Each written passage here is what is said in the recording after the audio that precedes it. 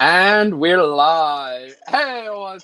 Hello, and welcome, everyone, and welcome to the most extreme podcast in professional wrestling today. This is Extreme Wrestling Podcast. I am your host, Ryan Arnold. Joined as always is James Doe. And I wanted to try something a little bit different in regards to doing stuff that happened on all the shows stuff, including WWE and NXT. What I've come and what I should have told you this before we went live is I wanted to try something a little bit different and call it the four ends of the wrestling spectrum, where we will talk, at least when it comes to news or something that happened on each of the shows that we're going to talk about, at least one highlight of each of them. So one end would be WWE, second one would be NXT, third one would be AEW, and the fourth one would be every other promotion, but primarily Impact Wrestling, Ring of Honor, and New Japan Pro Wrestling. So I wanted to start with the other one. Because I have these all written down on here on notes on my phone. Start off with New Japan Pro Wrestling, where at Summer Struggle, Tetsuya Naito, am I correct? Yeah. He defeated Evil to regain the IWGP World Heavyweight and Intercontinental Championships, meaning he's back to being double champion. James, what are your thoughts on that? Honestly, I would have liked it where it would have been where he would have not won the belt back. It had Evil had a long title reign, because honestly, I think it would have helped out a lot with for the Bullet Club. I mean, I understand the reasoning, but I would rather have Evil have a little bit longer reign and maybe even lead it to somebody else besides Naito. But it's Yeah, I can agree with you on that. Like, Evil should have had a lengthier title reign, but I mean, I kind of understand. I kind of understand all of that.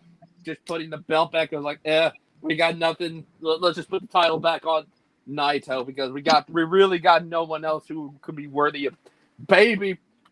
I would think babyface wise to beat Evil aside from Tetsuya. uh-huh. The next thing I have on here would be the ROH, and they're them apparently bringing back their pure championship belt, and they're crowning a new ROH pure champion in a I don't know if I'm right, a 16-man tournament, I believe. A 16-man. Yes, it is a. I think it is a 16-man. It's 16-man pure tournament where they're going under the pure rules. Now, for those who don't know, this was a title that was held by Daniel Bryan and a couple other people. It Yeah, was not. It was unified with the ROH Championship when Daniel Bryan had the belt, or Bryan Danielson. Sorry. yeah, at the time, yeah, but everybody knows him as Daniel Bryan. There were other people who held it. If memory serves me right, wasn't Nigel McGuinness a ROH pure champion? He was the last one before they unified the belt. Really, Yeah, he was the he last lost one, it. and then he He lost lost it it. to Yeah. Daniel Bryan, aka Bryan Danielson. Yeah, but Yeah. they're bringing back the only names I saw that I could see on there were Brody King. I don't know who else was in there. Who other notables aside from Brody King are in the tournament? I'm checking that right now. Um. And both these promotions, ROH Okay, and New so Japan. I'm sorry. It's Yeah, so I it's was gonna say.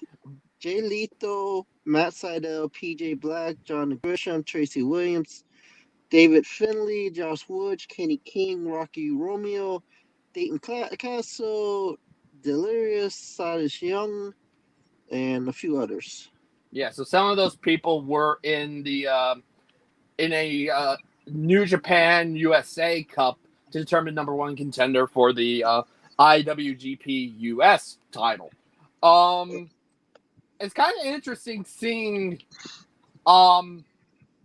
Jay Lethal in there, but someone knows, and obviously seeing the name Matt Sydal was also something because that probably means his appearance in AEW was a one-time only thing, more than likely.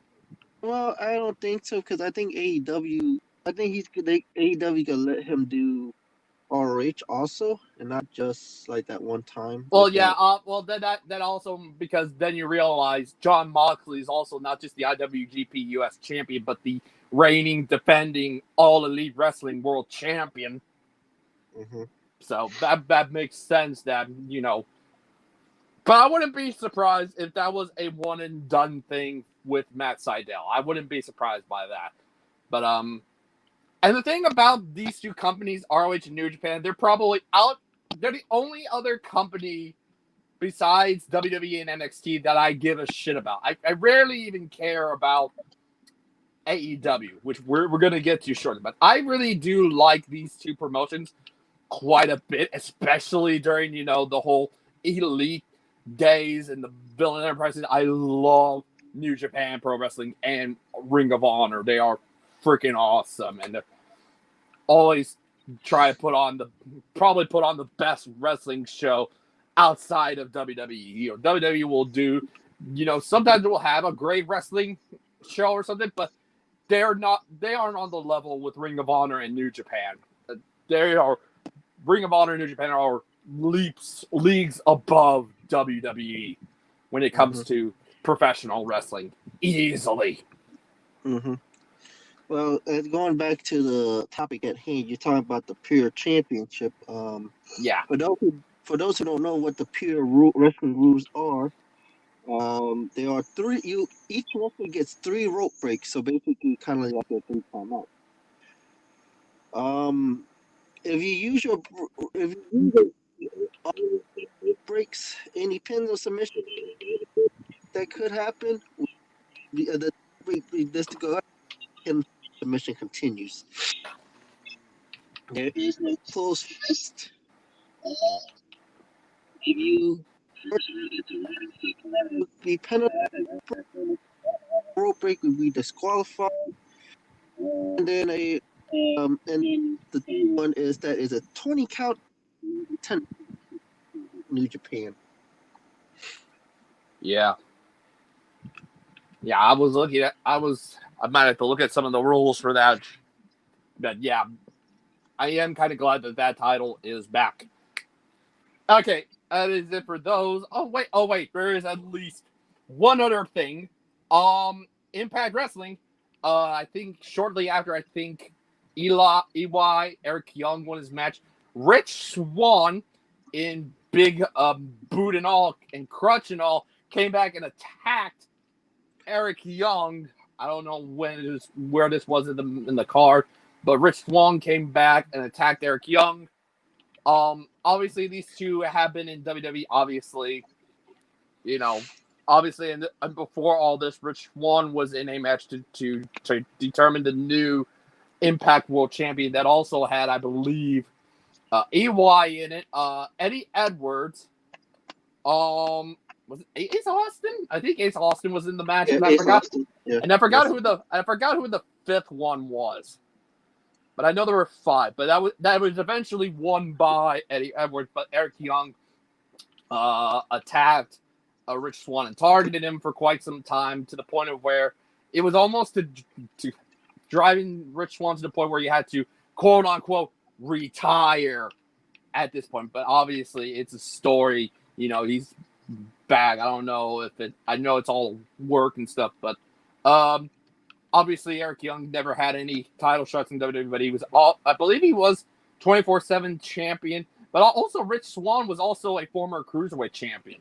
So what are your thoughts on Rich Swann coming back and attacking Eric Young on Impact? And by the way, Eric Young is kind of playing what he was in Sanity, basically the deranged guy. By the way, technically he is part of a tag team champions in NXT, by the way, for Sanity. Oh yeah. When it back then, that was him, Nikki Cross. Madman Fulton was the original member, but then was replaced by Killian Dane, who is ticket. yeah, but I'm he was sorry. yeah. Sorry about that, but yeah, Madman Fulton was the original big guy before being replaced by Killian Dane and Alexander Wolf, who would then leave that to go and be in Imperium. Yeah. Well, Eric Young, he's getting that push that he had going back before he got fired from Impact. And it's good for him.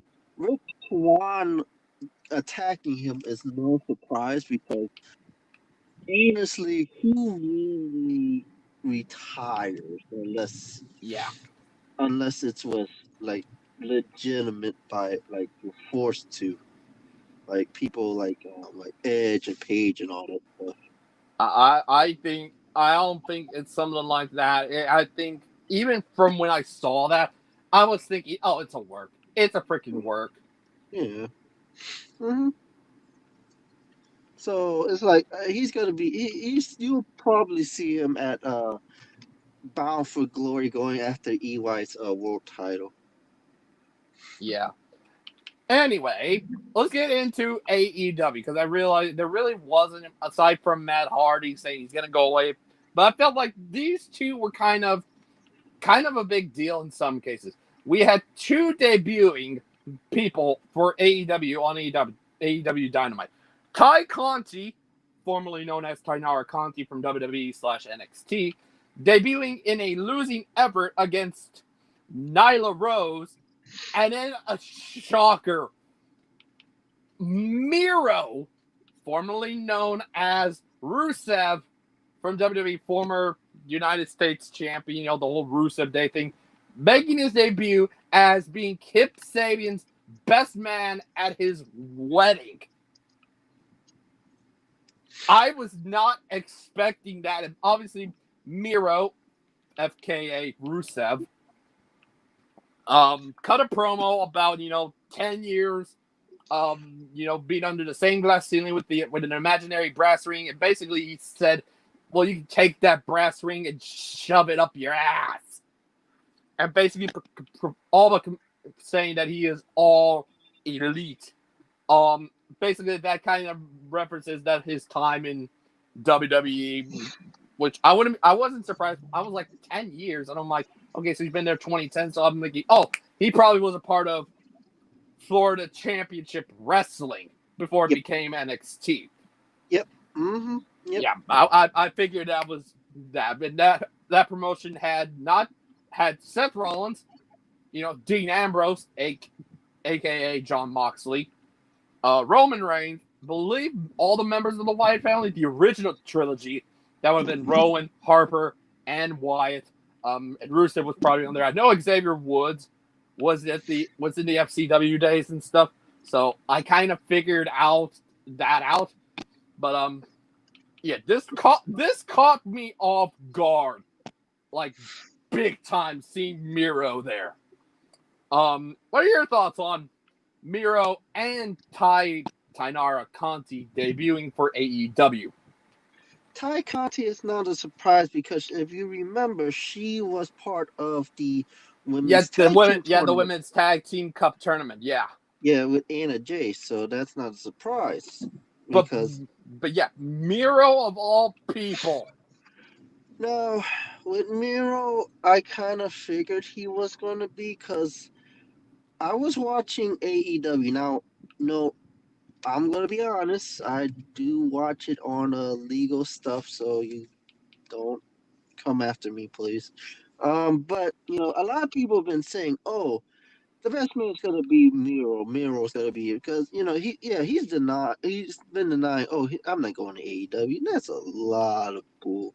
He wanted to do that anyway. So taking an opportunity, being the best man. I don't know. I think he should have been done to him different, but slow up, bring him in, and then sure.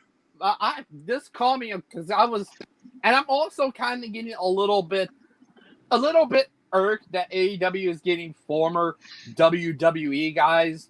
I ain't gonna be surprised if I see Jeff Hardy over there, because obviously him and Matt are gonna probably, when Jeff's runs the rest of his contract up, he's probably gonna go to AEW.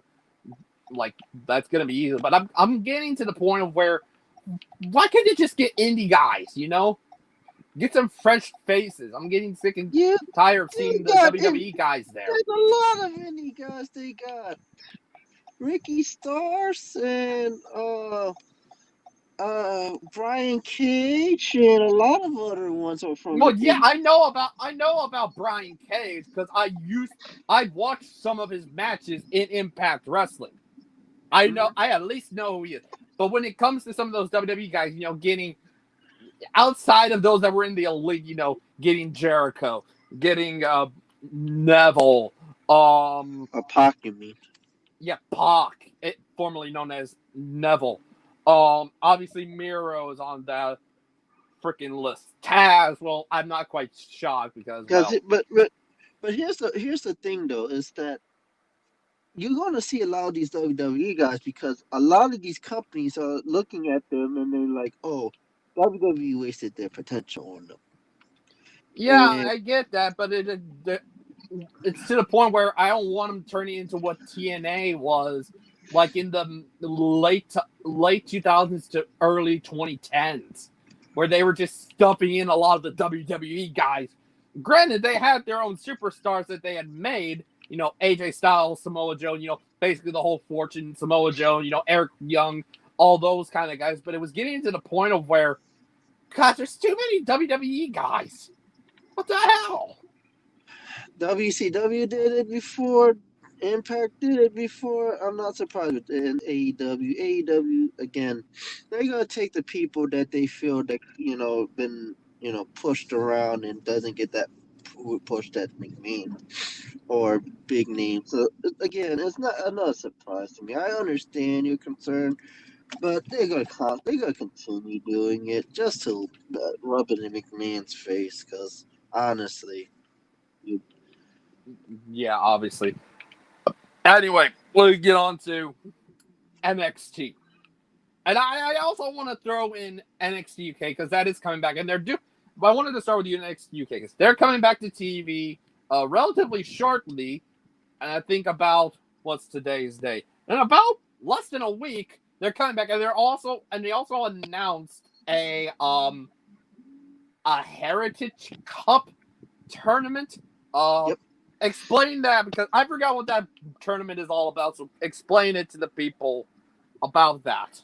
So the Heritage Cup is basically a tournament where they got to go under the British rules. If you don't know what the British rules is that, remember the Impact Grand Championship?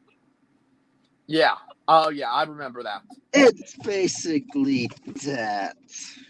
Oh, so it's going to go... Oh, yeah, because it's going to go into different rounds and multi-times. And basically, in any of those rounds, if you get like a pinfall or a submission or something like that, the match is basically over and stuff. But if it goes to the full, like, all the rounds and stuff, it goes by the judges or something like that. Yes, correct. Okay, yeah. So, I wouldn't be surprised if this ended up turning into a championship. Well, I would not be... Well, there's been reports is that the cup, that whoever wins the cup, is going to be defended like the championship. Oh. So basically, its cup is the championship belt, and they're going to do the same rules as applied. That'd be pretty cool. That would make it interesting because I did kind of like the Impact Grand Championships concept and stuff, but I like to see how WWE does that, obviously with the NXT UK thing. But yeah, I would be really excited for that. And then the other thing is, obviously, Finn, outside of Rhea Ripley defeating Mercedes Martinez, Mercedes beating her in a steel cage, and Mercedes being ousted from the Robert Stone brand, which all probably at this point confirms she's probably in Retribution. But the big thing about NXT Super Tuesday 2 was Finn Balor defeated Adam Cole, probably with the sequence of coup de grace and the 1916 move Yes. that he does to become a two-time NXT champion, joining Samoa Joe and Shinsuke Nakamura, who coincidentally were Finn Balor's last two opponents in Finn's first run in NXT before coming back last year. What are your thoughts on this? Well, am honestly surprised that they gave the belt to Finn, but I think the only reason why they did it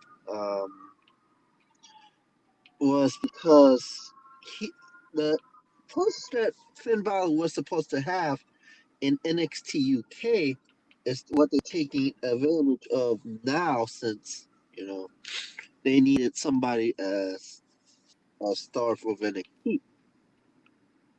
Yeah.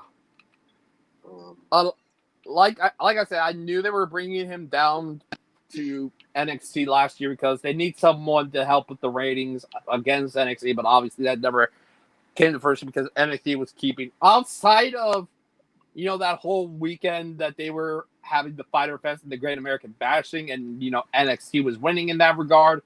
mm-hmm. They were trying to get people who were originally from the main roster, Finn Balor, Tyler Breeze, Fandango, Charlotte when she won the title. Obviously having, but I guess in some regards they did have that help when they had Bayley and Sasha Banks coming in for that night one for Great American Bash. But honestly, with that, I am kind of happy Finn is NXT champion again. But yeah, I think because he got that belt because obviously they were gonna have plans for him to face Walter, probably for the WWE UK Championship. Yep. That was rumored to happen at the NXT UK takeover that they were supposed to do in April. Yeah, but all that got nixed because of the virus. By the way, I did forget to mention for the Heritage Cup, there's also 2 out of 3 falls with 6 rounds. Oh. So basically, someone, if they score 2 pinfalls or make them tap out twice or something like that, or doing reverse and stuff like that, would end up winning it legitimately. Yeah, so the rules are 3 6-minute rounds. I'm sorry to mention this. So 3 6-minute rounds, 20-second break in between rounds. 2 out of 3 falls, pinfall, submission, or count out counts as only 1 fall. The round ends once a fall occurs. The victory is occurred after winning 2 falls or the judges. And also a DQ and a countout ends the match immediately. Okay. That's interesting. Okay. By going into whole Finn Balor again, it's like honestly, I would have think he would have won the NXT UK had they had that with dude, but again, due to the pandemic, he can't really do that anyway because there's still that COVID there. Yeah, obviously. Anyway, we get into what is the WWE end of all this. And then obviously one for Raw and one for SmackDown. The only one I saw that was worthy of Raw is Cedric Alexander joining the Hurt Business, which comprises of Montel Vontavious Porter, MVP, Shelton Benjamin, who has been an on and off 24/7 champion, and the current United States champion, Bobby Lashley.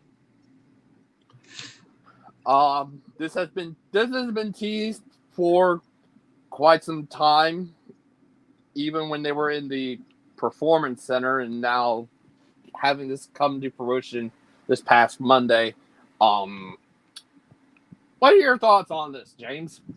Honestly, it's a good thing because actually, here's the funny thing is, so I was at work with me and a customer were talking about this.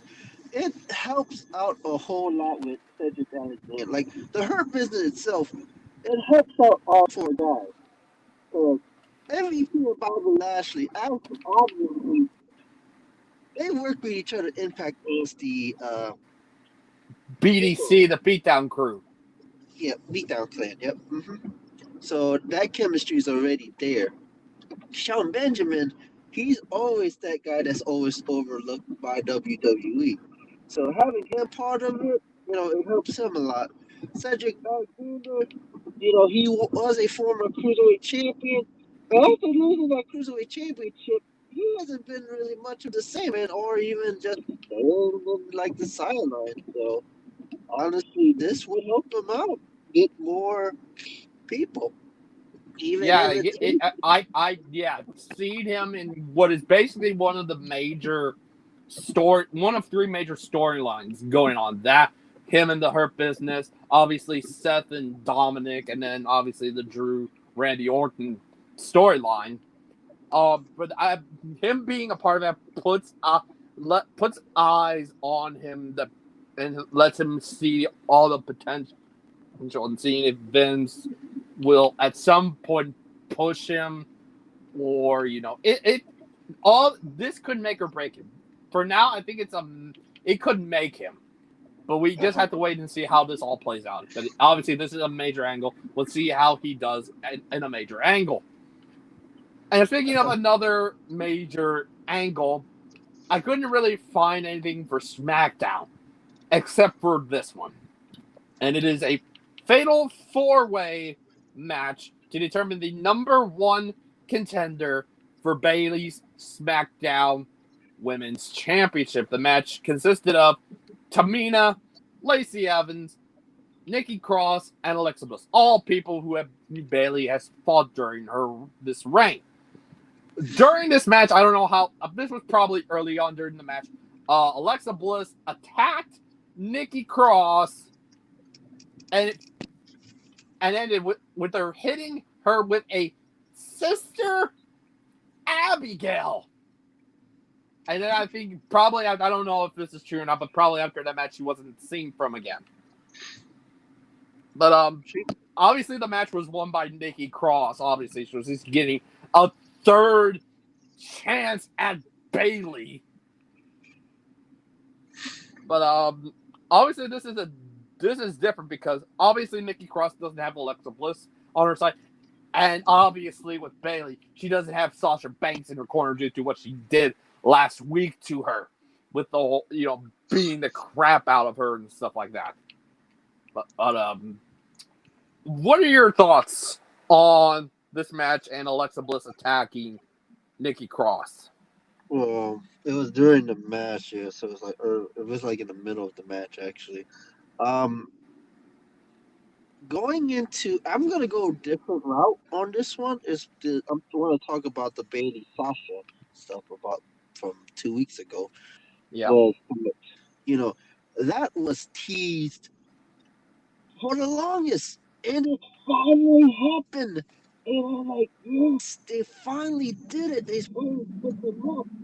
But I didn't think they should have it until 2 years. I don't think Sasha should have been the Raw Women's Champion. They finally did it. Yes. Nikki Cross. I don't shot again. I really wish they would have with this area. Yeah. But I think the only reason why they didn't put is because the major tease of so that's why you would want to do that thing, being number one contender. Lacey Evans could have been one. I guess they went with the and have Nikki Cross.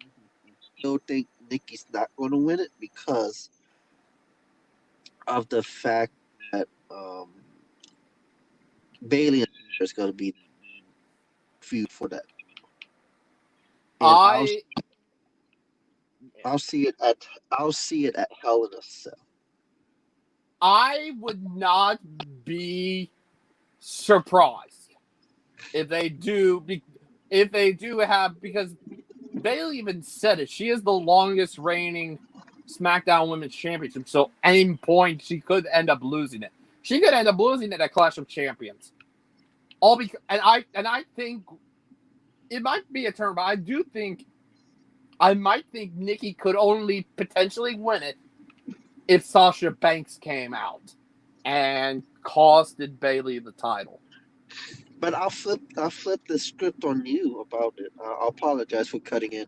I'll flip the script on you. What if Alexa Bliss cost Nikki Cross the title?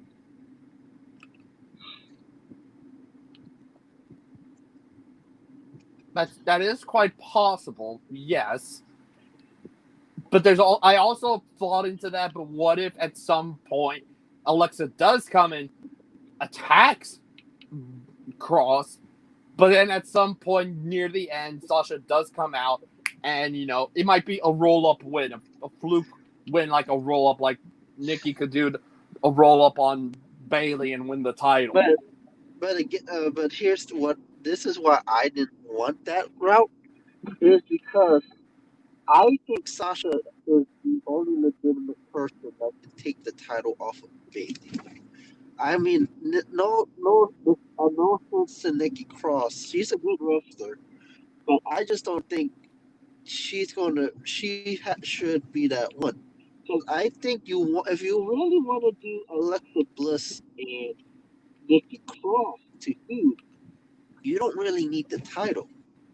Sasha and Bayley really need the championship. If that happens, it's more of Alexa Bliss costs Nikki Cross the match. Then Sasha comes out after the match and attacks Bayley. Yeah, I also imagine that happening. Sasha, and that also might bring in. Would she bring back the old theme music, or is she still going to use the current one she has? I think the old one she can't use anymore because it's CFO. Oh, she can't use the old one anymore? Yeah, so basically so that's why you look like Keith Lee's theme. His theme had to change. Did they even change his theme? Yes, they did. Is it good? No. No, did they change it from the original one that they had when he debuted? Yes, they changed it. Yes. Okay. No. If you're talking about the one that he used when he debuted, they never changed that. They changed it from when he was in NXT to the main roster. Yeah, I don't know why, but I also heard about people. I'll explain it because I know the reason. Okay. Yeah, I heard about CFOs is, WWE doesn't like paying them CFOs the 50% and all that stuff, and then they just ousted it. But then I heard some of the superstars didn't want theirs changed. Yeah, some of them didn't want theirs changed, but a lot of them that's coming from NXT is going to get their change automatically because of it. So Adam Cole, his theme is going to go out the window because of it. So Sasha Banks' original theme when she was in NXT and then when she debuted on the main roster was made by CFO. Same thing with Bayley's. So that's why you won't hear the face music anymore, probably. But I'm assuming the one she has now, she might have had help from, Snoop Dogg, her uncle. Yeah. Yes. Yeah. So basically, she got her own. She got a different one. I know of that one now, but she's still. The beginning is she still used the beginning was the old one, but then they changed it to the one that that she has now, which I'm assuming she got help from, Snoop Dogg and all that. But then I see Matt Riddle. I see Matt Riddle come up and he has his NXT theme. I think Matt Riddle's his wasn't made by CFO. Maybe it was the same thing. Like maybe he went to with Sasha and get his because he wanted his to sound somewhat more of that funky hip hop stuff. No, it's not Sasha. It's the WWE whoever created that one. I have to double check, but I think that was also made by CFO. I might be mistaken. Yeah, but getting off track. Yeah, I do think Bailey's retaining, and then I think, Alexa might cost Nikki. I can definitely see that in Sasha coming out and attacking her after the match. But there were a lot of things. Obviously, Sasha costing Bailey, Alexa costing Cross, Alexa costing Cross, but then Bailey comes out and costing Bailey, and then obviously Sasha and then Sasha coming out and beating up Bailey, after the match, which Alexa costed Nikki the match. Yeah, I could definitely. Those are all possible outcomes. But I do think that the latter one you said, where Sasha would come out and beat up Bailey after the match and stuff like that, I do see that possibly happening. I figured I wanted to go into a few to maybe extend the show a little bit. I wanted to give us have us talk about non-current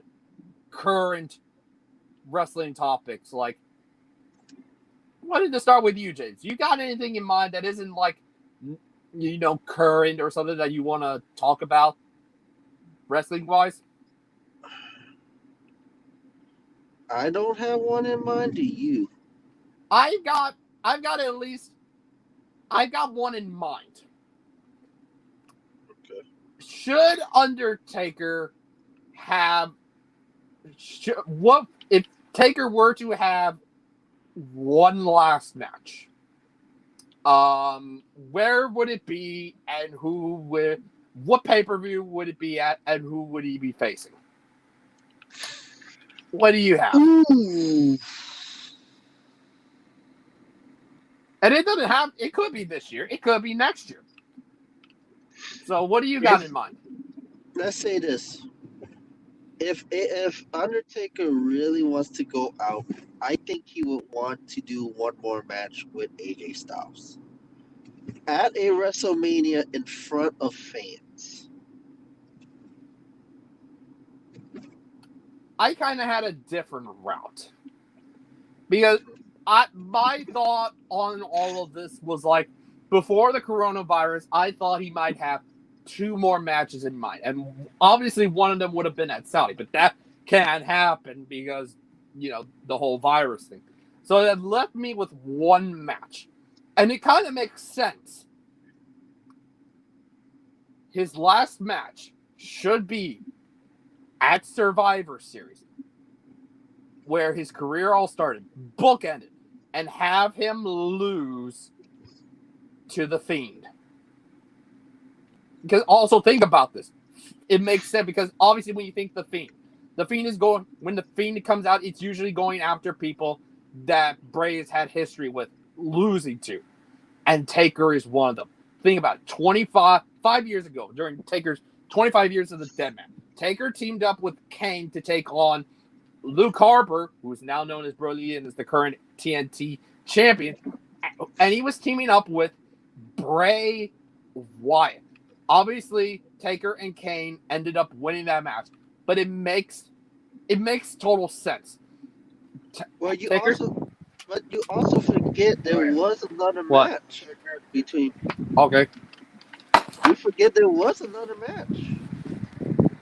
Bray Wyatt Undertaker WrestleMania 31. Yes, I know that. I know that.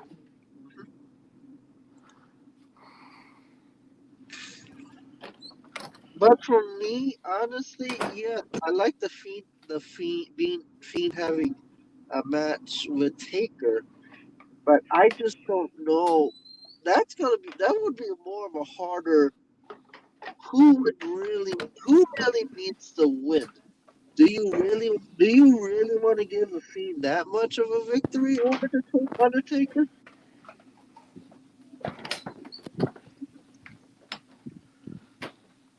In my mind, yes. Because think about it. The Fiend is basically the new Undertaker in this case. Well, he's kind of a mixture of, Taker and Mankind, or Mick Foley in some cases like this. But picking up a huge win look at what Taker did that for Roman Reigns. Well, actually, he did that for Vince McMahon, putting over Roman Reigns. But having someone, they need someone to be a top spooky guy who's going to be at the same level as Taker. Fiend makes sense. AJ, yeah, in some cases, but you think about it, does he want to be against somebody that has the same type of character, or do you want somebody that's the best of what they do in a wrestling ring? possible. I mean, but it makes sense. He all kind of did that with Roman Reigns, but yeah, you're putting someone over who will end up being like practically a Shawn Michaels in AJ Styles, and that puts AJ over really big. Beating Cena is one thing with AJ, but beating Taker is a whole different ball game. I see that. I see it. The true question is, this is where let's rewind on all this, okay? Mm-hmm. If Undertaker had a match for his career, who can benefit it more to say, "Hey, I'm the guy who retired the Undertaker"? Who needs that career? Who needs that career boost? Because I think it's somebody that needs a boost in their career. Well, there's so many. There's a few options when it comes to that. Obviously the aforementioned AJ Styles.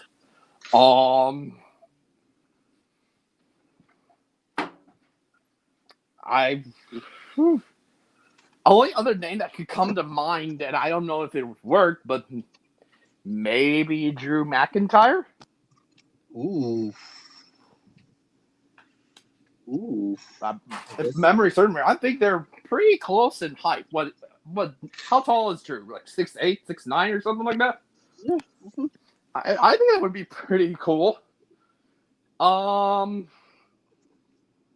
wouldn't say Roman because Roman already beat Taker. I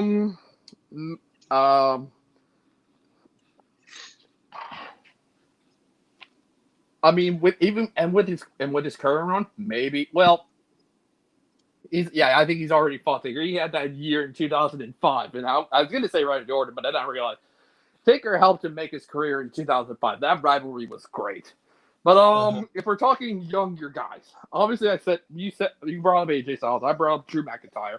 You brought up the Fiend. Fiend also could be a possible. Yeah, the Fiend. Obviously, it makes sense because he's going to end up becoming the top spooky guy gimmick, at this point. But maybe if it's an interpromotional type of thing at WrestleMania, maybe the Demon. Just think about Demon that. versus Deadman. That has been one I have been wanting since 2017 when Finn was rumored to be in the Royal Rumble match. I was hoping, praying that would have freaking happened, but then I end up going with Roman Reigns, and we all know what happened with that. But I think and obviously that's another thing I was going to bring up. Obviously with the Demon, we hadn't seen that Demon character in over a year. Wouldn't it make sense to have the Demon come back and to face the Undertaker in what would be Taker's last match? I think that would be something. Yeah, I would say that would be a good one. I would give you that one. Like you said, Finn would only bring it out if it's for a specific reason. Taker, the whole idea of the Demon, the Dead Man would make sense. Yeah, because here's the thing, though. It's like Finn Balor. He says, and I quote, he doesn't want to do it right now. He'll do it at another time, but he's more worried about defending the NXT. I don't give a damn. Yeah, he'll do it at a later time. But how fitting would that be if he can use it against the Dead Man, the Undertaker? It makes sense. So all those four, I don't think I can think of anyone. I don't think I can think of anyone else. I literally can't.